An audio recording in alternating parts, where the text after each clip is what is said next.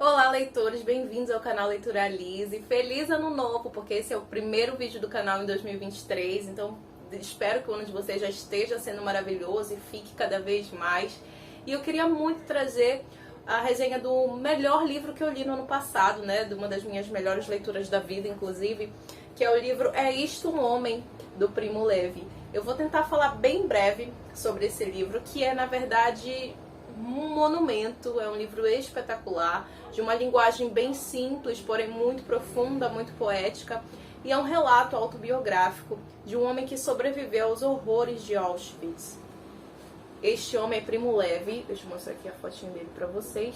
Certamente o Holocausto é um dos capítulos da humanidade mais horrendos que já, infelizmente, aconteceu. E eu já vi muita coisa sobre este tema, já assisti muitos filmes, acredito que muitos de vocês também, filmes, livros, mas nada se compara a você ler uma experiência real de alguém que esteve lá.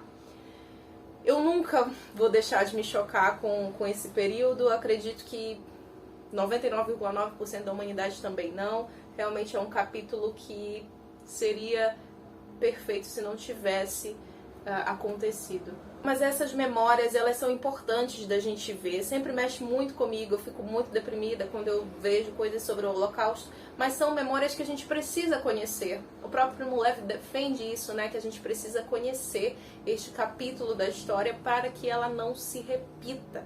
O Primo Levi era italiano, nascido em Turim, judeu, e ele foi recrutado quando ele tinha apenas de 24 anos, em dezembro de 1943. Então a gente sabe que a guerra acabou em 1945, mas ele ficou cerca de aproximadamente 11 meses aí sob o domínio nazista.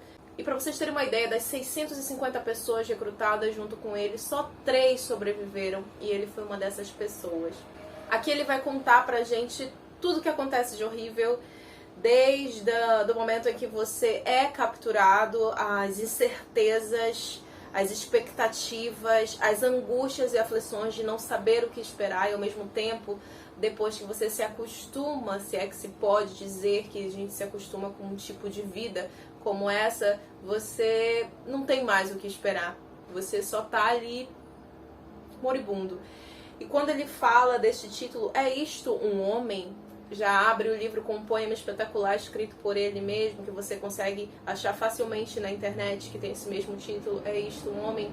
Esse título, é uma pergunta, porque é incrível como foi muito bem escolhido, porque são atos desumanos, né?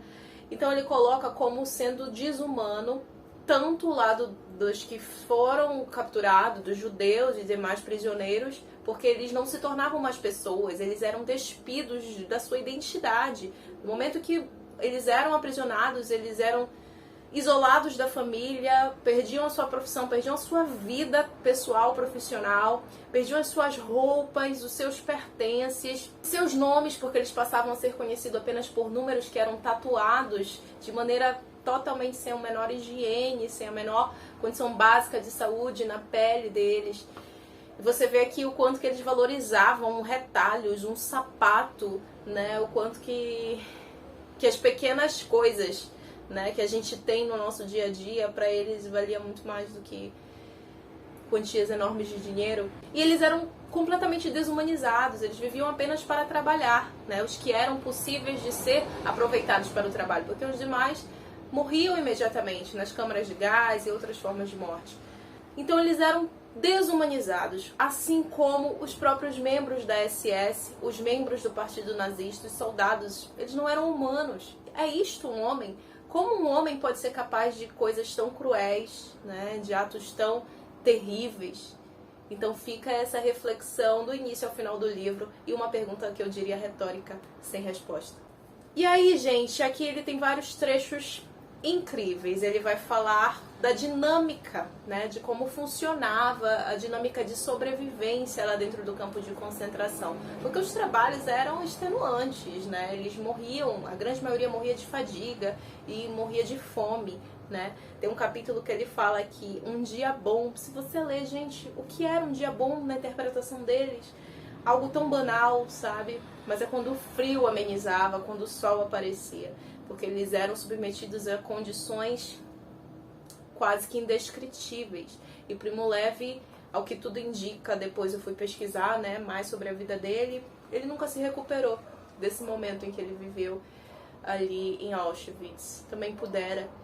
Quem presencia horrores, eu tenho certeza que nunca mais consegue ter a sua sanidade mental completamente restabelecida, né? Ele fala sobre a enfermaria também, a enfermaria que era um momento em que ou você saía de lá morto ou você era curado quase que na marra, porque as condições eram precárias, mas que eles gostavam de estar na enfermaria, de adoecer, eles até gostavam, porque lá eles iam ter pelo menos um dia sem trabalhar, um dia para descansar.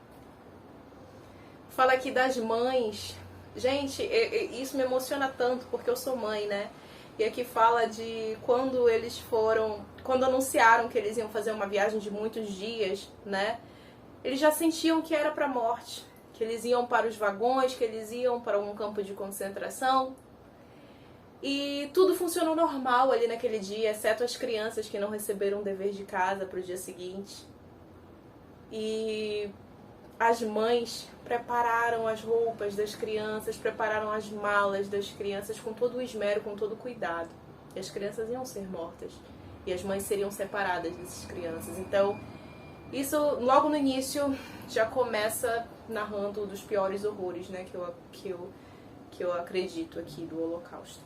O Primo Levi, ele sobreviveu graças à sua profissão. Ele era químico e em determinado momento foi necessário, né? E é curioso também como ele fala, né? Esse capítulo onde ele vai falar da prova de química que eles tiveram que fazer. Ele e alguns outros prisioneiros que também tinham a mesma formação, porque era interessante para os membros do SS ter esse laboratório de química. Então, graças a isso e passar também alguns dias na enfermaria, ajudaram o Primo Levi a sobreviver. Não é um spoiler você saber do final, né, onde eles vão ser resgatados pelo Exército Vermelho, porque faz parte da história, né, a gente realmente já deveria saber, e também é evidente que o Primo Levi sobreviveu.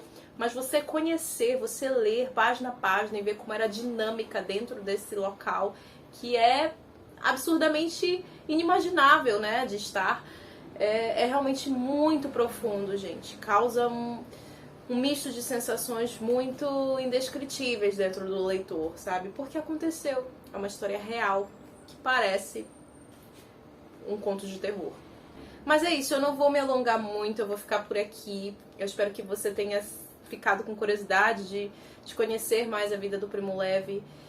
E é isso, gente. É um livro necessário, né, pra gente entender aquilo que nós não queremos nos tornar, tanto os escravos quanto os algozes, né? Fernando Pessoa já dizia, né, gente, que um dia mais nessa vida é também um dia menos, então só nos resta literalmente o agora, né, e a gente entender o passado para que as histórias não se repitam, que fiquem só ali nos escombros da onde não devem sair jamais, que é do passado.